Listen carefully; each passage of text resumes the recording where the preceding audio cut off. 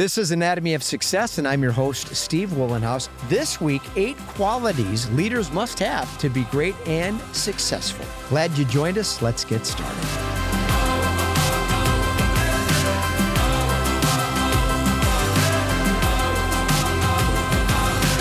This is Anatomy of Success, and I'm your host, Steve Wohlenhaus. Each week, we talk about my 4 tenets of equanimity, broad categories that encompass some areas of commitment in life we can make that increase life satisfaction and our happiness. And those are better health, healthy relationships, healthy intimate relationships, and more satisfying work. When we dive into those topics and the things relevant to those things, we start to see some massive improvement in our life. If that sounds good, please subscribe to our YouTube channel and subscribe to our audio podcast that you can take on the go anytime. And then stop by weatherology.com. At the top of the About Us section is my page and connections to social media, and I'd love for us to get connected there.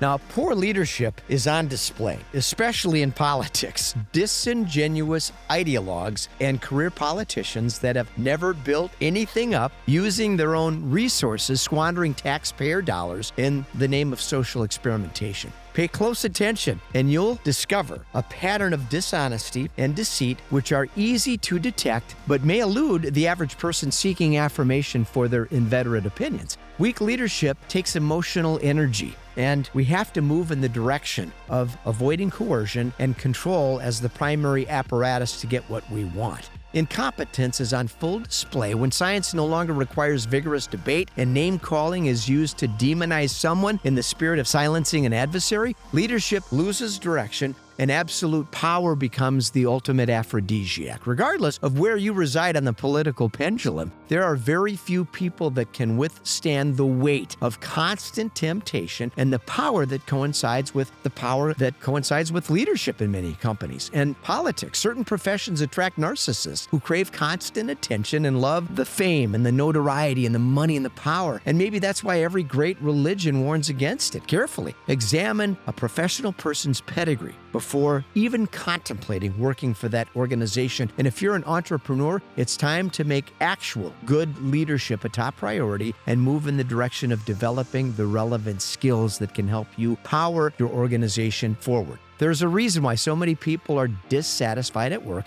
unhappy with their political situation, and it's because of weak, uninspiring leadership. We need to hold our leaders to a higher standard and demand accountability. The future of our country and our work organizations depend on it. My goal is to help encourage a young generation of leaders to take responsibility and move in the direction of being very serious about the investment in people and developing quality talent. So here are 8 qualities all great leaders have to have.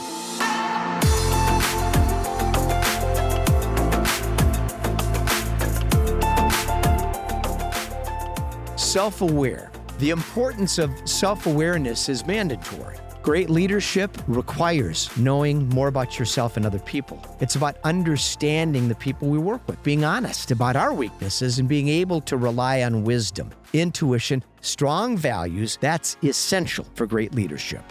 Perspective. Lack of perspective gets many leaders into trouble. It's easy to live in an echo chamber driven by an agenda and affirmation. Great leaders maintain perspective on what's happening, and they refuse to take shortcuts engineered to obviate responsibility, accountability, and the hard work necessary to resolve complex problems. When leaders use excuses, blame, anger, outrage, they are creating deception, distractions from focusing on the real problems. Communication. Great leaders communicate well and choose their words very carefully. They are great listeners and refuse to use inflammatory language designed to include some at the expense of alienating others. Us versus them is a sign of weakness utilized by leaders that lack the emotional aptitude to communicate wisely.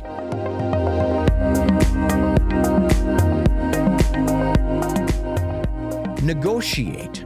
Great leaders know how to negotiate, and they understand the importance of creating solutions that benefit both parties. Many leaders set off to get what they want and take pride in sticking it to the other person or party. Does anyone really believe these types of arrangements create lasting relationships that result in massive success for everybody? Let me spoil the suspense. They don't.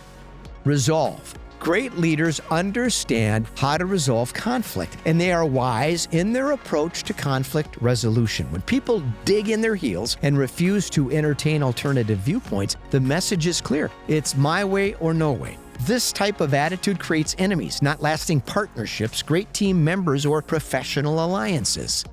Collaborate. Great leaders know how to collaborate and pull people together despite their opposing viewpoints. Great leaders automatically understand how to respect all lifestyles, races, religions, and genders because they do the work required to be a better person and a better leader. Collaboration is a key if we want to build a successful company.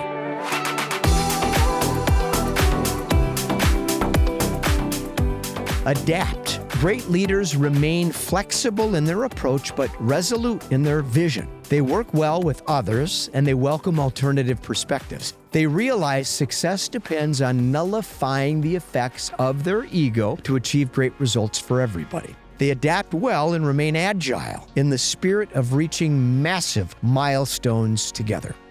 Courageous. Great leaders are courageous and they refuse to align with the status quo. They make difficult decisions that can be unpopular, but experiences have provided them with clarity that is unparalleled. Courage takes strength, conviction, purpose, self-awareness, and supreme confidence. Standing up for what's right doesn't require using name-calling or intimidation. It takes love, understanding, patience, and a message of hope that appeals to everybody. Now, that's 8 things that great leaders need to possess to help them move in the direction of being more effective. There's a lack of it today. My hope is you'll focus on those things if you're interested in building a successful organization so that you can have the great results that coincide with being a person worth emulating. I'm Steve Wohlenhaus. This is Anatomy of Success. Until next week, let's stay focused, let's stay positive, and let's stay optimistic.